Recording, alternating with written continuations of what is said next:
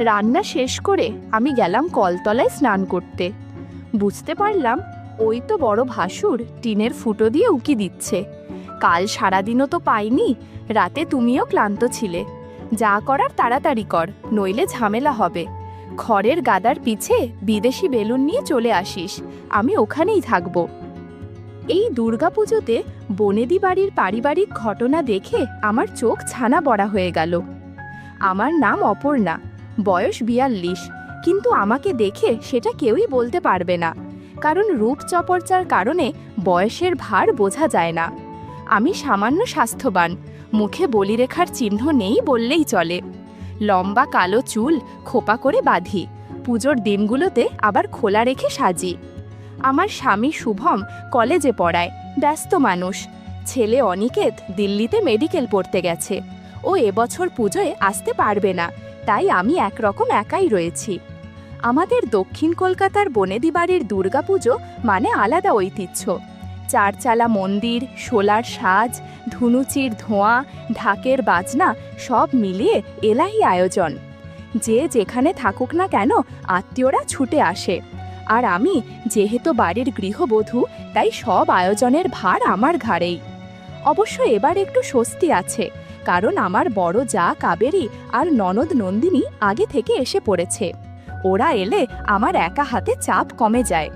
কাবেরীদির বয়স আমার চেয়ে 3 বছরের বড়, কিন্তু তাকে দেখে বোঝা যায় না। ফর্সা, সামান্য উঁচু লম্বা, সবসময় লাল পাড় শাড়ি বা সাদা সুতির শাড়ি পরে ঘুরে বেড়ায়। ওর চোখ দুটো যেন সবসময় কারো দিকে খুঁজে বেড়ায়, অপলক, তীক্ষ্ণ। আমার সঙ্গে খুব খোলামেলা ব্যবহার করে, হাসি ঠাট্টায় মাতিয়ে রাখে। তবে আমি মাঝে মাঝে লক্ষ্য করেছি, পুজোর ভিড়ে অনেক সময় সে চুপচাপ গা ঢাকা দিয়ে থাকে। তখন মনে হয় ভেতরে লুকোনো অনেক কিছু আছে।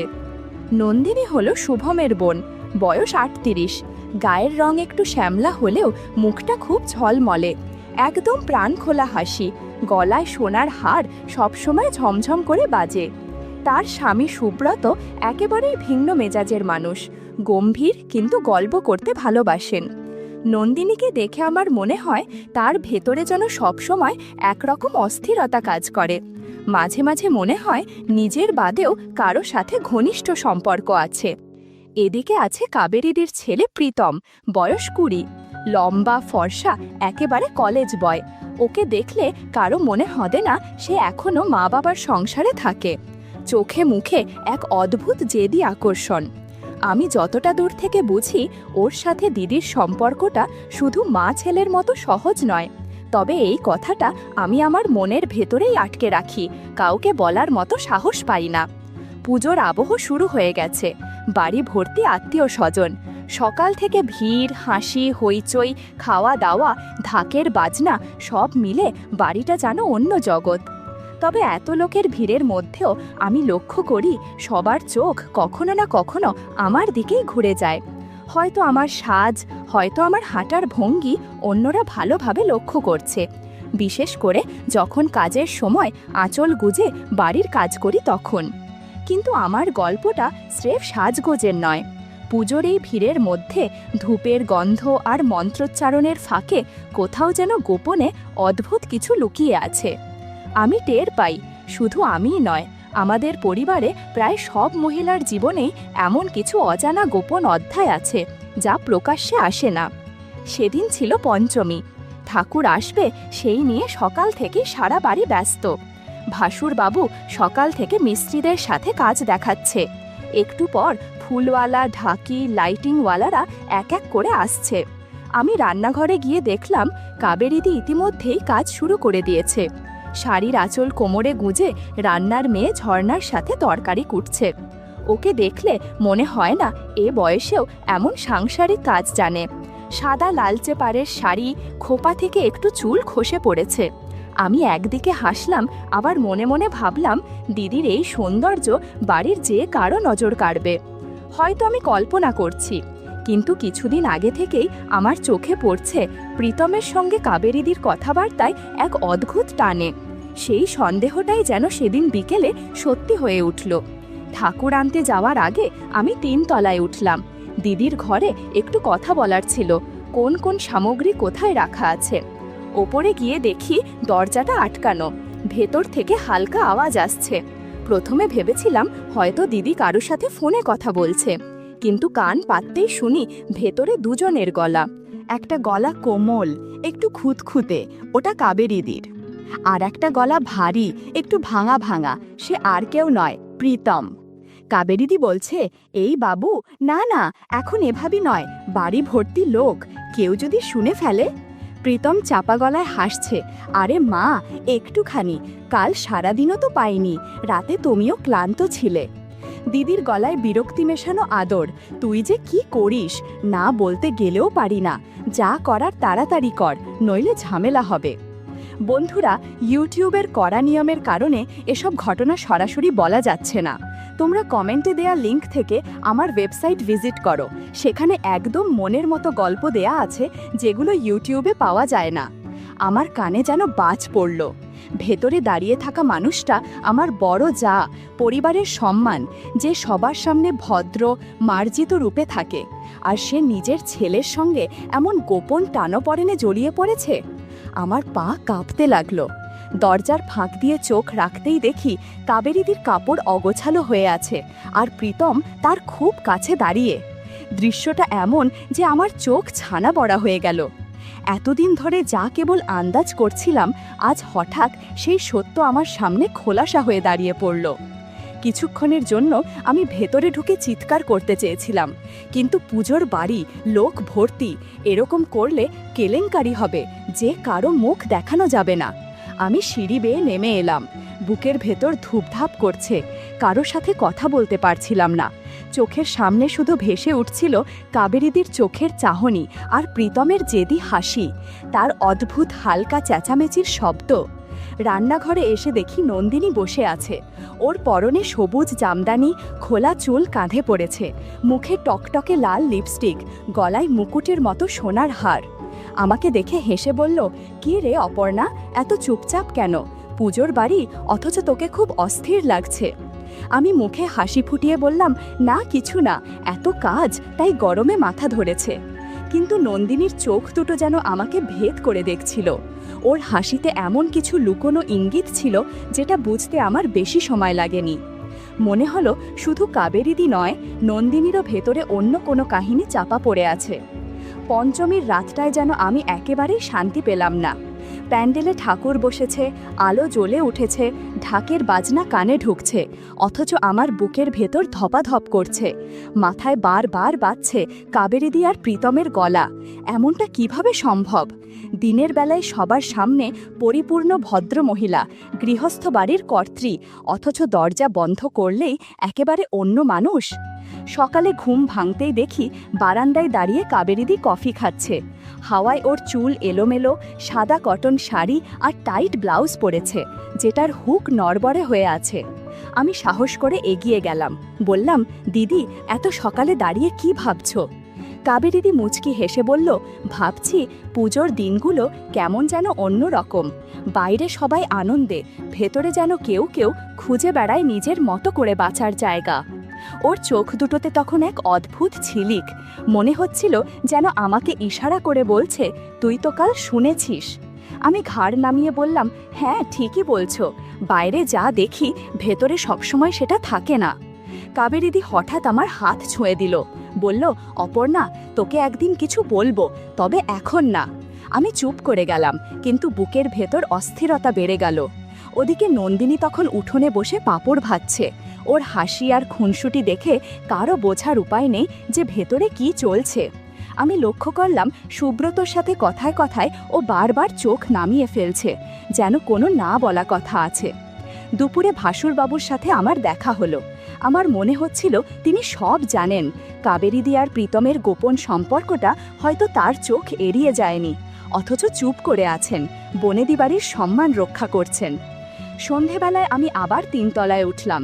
ইচ্ছে করছিল কাবেরীদির সাথে একেবারে খোলাখুলি কথা বলতে। দরজায় দাঁড়াতেই দেখি দিদি আয়নার সামনে বসে সেজে উঠছে। পরনে রক্তলাল শাড়ি, গলায় সোনার মালা, ঠোঁটে টকটকে লিপস্টিক। ওকে দেখে আমার চোখ আটকে গেল। আমি ধীরে বললাম, দিদি, তোমাকে একটা কথা জিজ্ঞেস করব? কাবেরীদি আয়না থেকে চোখ না সরিয়েই হেসে বলল, জিজ্ঞেস কর। আমি কাপা গলায় বললাম, তুমু আর প্রীতম, মানে তোমাদের মধ্যে যা চলছে সেটা কি ঠিক? ও হঠাৎ থেমে গেল, তারপর আমার দিকে ঘুরে তাকালো। চোখ দুটোতে একেবারে শীতল অথচ টান টান দৃষ্টি। বলল, অপর্ণা, সব কিছুই কি ঠিক ভুল দিয়ে মাপা যায়? কখনো কখনো যা হয় তা হয়েই যায়। তুই যদি আমার জায়গায় থাকতিস বুঝতে পারতিস। আমার বুক কেঁপে উঠল। আমি একটুও প্রত্যাশা করিনি যে দিদি এত সহজে স্বীকার করবে। ঠিক তখনই নিচ থেকে নন্দিনীর ডাক এলো, অপর্ণা, কোথায় গেলি? আর কতক্ষণ লাগবে? আমি তড়িঘড়ি করে বললাম, আসছি রে। আঁচলটা কোমরে গুজে নেমে গেলাম নিচে। রান্নাঘরে ঢুকতেই দেখি নন্দিনী হাঁড়ি চাপিয়েছে, একদিকে ভাত বসাচ্ছে, অন্যদিকে কাজের বউ ঝর্ণা ঝোলের মশলা বাটছে। আমি গিয়ে হাত লাগালাম, পেঁয়াজ কেটে দিলাম, আলু ধুয়ে দিলাম। ভ্যাপসা গরমে ঘাম ঝরছিল, চুলগুলো গালের পাশে এসে পড়েছিল। মন দিয়ে কাজ করতে করতে হঠাৎ খেয়াল করলাম রান্নাঘরের জানালা দিয়ে বাইরে প্যান্ডেলের আলো এসে পড়ছে, আর ওখান থেকে বড় ভাসুর অরিন্দমের চোখ সরছে না আমার দিক থেকে। মাঝে মাঝে মনে হচ্ছিল যেন শুধু আমার সৌন্দর্য আর চালচলন তাকে বিমোহিত করেছে। আমি ঝুঁকে হাঁড়ি ভাত দেখছিলাম, তখনও আমার দিকে তাকিয়ে আছে। তার চোখে অনেক না বলা কথা ভেসে উঠছিল। আমার কেমন যেন অস্বস্তি হচ্ছিল, আবার ভালোও লাগছিল। এসব কিছু নন্দিনী টেরই পেল না। রান্না শেষ করে আমি গেলাম কলতলায় স্নান করতে। কলতলা বাড়ির পূর্ব দিকটায়, চারপাশে টিনের বেড়া দিয়ে আটকানো। ভেতরে ঢুকে কলের মুখটা চালু করলাম। বালতি ভরতে ভরতে চুল কেটে নিলাম। পুজোর মৌসুম বলে কথা, একটু পরিপাটি না হলে হয় নাকি? বন্ধুরা, তোমরা বুঝেছ তো কি বুঝিয়েছি? যাই হোক, বালতি ভরার পর কলের মুখ বন্ধ করতে যাব, হঠাৎ মনে হলো কারো দৃষ্টি যেন আমার মাঝে আটকে আছে। চমকে চারদিক দেখলাম। কিছুক্ষণের মধ্যেই খেয়াল করলাম টিনের বেড়ার এক ফোকরে কারো চোখ ঝিকমিক করছে। আমার বুক ধরফর করতে লাগলো। বুঝতে পারলাম ওই তো বড় ভাসুর অরিন্দমদা দাঁড়িয়ে আছে বাইরে। তার মানে এতক্ষণ আমাকে দেখছিল। এক অদ্ভুত অনুভূতি ছড়িয়ে পড়ল মন জুড়ে। ভয় আর কেমন যেন এক অচেনা রোমান্স মিশে গেল একসাথে। আমি মুখে কিছু বললাম না, শুধু কলের তলায় দাঁড়িয়ে স্নান করতে লাগলাম, যেন না দেখার ভান করছিলাম। স্নান সেরে বের হওয়ার একটু আগেই বড় ভাসুর সরে গেল। আমি শাড়ি, ব্লাউজ, পেটিকোট ভালো করে ধুয়ে রোদে শুকতে দিতে চলে গেলাম বাড়ির পেছনের মাঠে। মাঠের একপাশে গোয়ালঘর, আর ঘরের ঠিক পাশেই খড়ের গাদা। খড়ের হালকা শব্দ শুনে মনে হলো এখানে কেউ আছে। অজানা কৌতূহল নিয়ে এগিয়ে গিয়ে দেখি আশেপাশে বিদেশি বেলুনের প্যাকেট পড়ে আছে। মনের মধ্যে খটকা লাগলো, কি ব্যাপার, এসব এখানে কে ফেলে রেখেছে? আর একটু সামনে এগোতেই চোখে পড়ল ননদ নন্দিনী আর আমার ছেলে অনিকেতের দিকে। নন্দিনী অগোছালো হয়ে খড়ের গাদায় শুয়ে আছে, আর অনিকেত গামছা পরে পাশের বসে আছে। মনে হয় দুজন গল্প করছিল। ওদের হেসে খেলে কথোপকথন, ছোট ছোট ছন্দ, এমনভাবে চোখে চোখ মিলানো দেখে মনে হলো অনেক আগে থেকেই তাদের মধ্যে এরকম সম্পর্ক রয়েছে। নন্দিনী বলছে, কি করব বল, তোর মামা সুব্রত কিছুই পারে না, ওকে দিয়ে কিছুই হয় না, আর কত নিজেকে সান্ত্বনা দেয়া যায়। অনিকেত বলছে, তুমি কোনো চিন্তা করো না, আমি তো আছি তোমার সেবা করার জন্য। নন্দিনী বলল, আজ অনেক গল্প হয়েছে, রাতে তোর মামা একটা কাজে বাইরে যাবে, আমি ঘরের দরজা সামান্য খুলে রাখবো তোর জন্য, তুই বিদেশি বেলুন নিয়ে চলে আসিস, আমি অপেক্ষায় থাকবো। আমি ওদের কথা শুনে হালকা লাজ, বিস্ময় আর এক অদ্ভুত উত্তেজনা অনুভব করলাম। বুকের ভেতর কেমন শিহরণ ছড়িয়ে পড়ছিল। কিছুক্ষণের মধ্যে নিজের ঘরে ফিরে এলাম। এই বনেদি বাড়িতে পুজোয় সবাই কাউকে না কাউকে নিয়ে ঠিক ব্যস্ত সময় পার করছে, আর আমার স্বামী এই পুজোতে ছুটিই পেল না। ঘূর্ণিঝড়ের মতো কেটে গেল ষষ্ঠীর দিনটা। সেদিন রাতে খাওয়া দাওয়া শেষ হয়ে গেলে অতিথিরা ধীরে ধীরে নিজেদের ঘরে চলে গেল। বাড়ির ভেতরটা তখন নিস্তব্ধ, শুধু দূরে কোথাও মৃদু ঢাক বাজছিল, বাতাসে ধুনোর গন্ধ লেগেছিল। আমি নিজের ঘরে ঢুকে দরজা বেঝালাম। টেবিল ল্যাম্পের হলদে আলোয় ঘরটা নরম আবেশে ভরে উঠল। সারাদিনের ব্যস্ততার পর পরনে হালকা ফুলের প্রিন্টের ম্যাক্সি, চুল খোলা, খালি পায়ে আমি খাটের ধারে বসেছিলাম। ঠিক তখনই হালকা কটকট শব্দে দরজা খানিকটা সরল। আমি চমকে তাকালাম, দেখলাম অরিন্দম দাঁড়িয়ে। দিনের আলোয় যেরকম ভাসুরের গাম্ভীর্য, সেই মানুষটার চোখে তখন অন্য এক দৃষ্টি। আমার বুক কেঁপে উঠল। আমি নিচু স্বরে বললাম, আরে অরিন্দম দা, আপনি এখন কিছু লাগবে নাকি, না মানে কিছু বলবে নাকি? অরিন্দম এগিয়ে এসে দরজা আটকিয়ে দিল। মৃদু স্বরে ফিসফিস করে বলল, আমি জানি তোমার বর এই পুজোতে আসতে পারবে না, আর স্বামী ছাড়া পুজোর আসল আনন্দ উপভোগ করা যায় না। তার চোখে যে আকুলতা, তাতে আমি আর কিছু বলতে পারলাম না। আমার নিঃশ্বাস কাঁপছিল। ল্যাম্পের আলোয় ওর ছায়া কাছে আসতেই ঘরটা আরও গুমোট হয়ে উঠল। অরিন্দম আমার কাছে এসে থেমে দাঁড়ালো। আমাদের চোখে চোখ আটকালো। কোনো শব্দ ছিল না। আমি অনুভব করছিলাম সারা দিনের ক্লান্তির সঙ্গে মিশে গোপন আকাঙ্ক্ষা মাথা তুলছে। বাইরে দূরে কোথাও ঢাক বাজছিল, শঙ্খধ্বনি ভেসে আসছিল, আর ভেতরে আমার ঘরের চার দেওয়াল নিঃশব্দে সাক্ষী থাকছিল আমাদের নিচ্ছুপ ঘটনার। সেই ষষ্ঠীর রাত যেন আমার জীবনের ক্যালেন্ডারে আলাবা হয়ে লেখা রইল, বড় ভাসুর আর আমার গোপন আবেশে মোড়া রাত।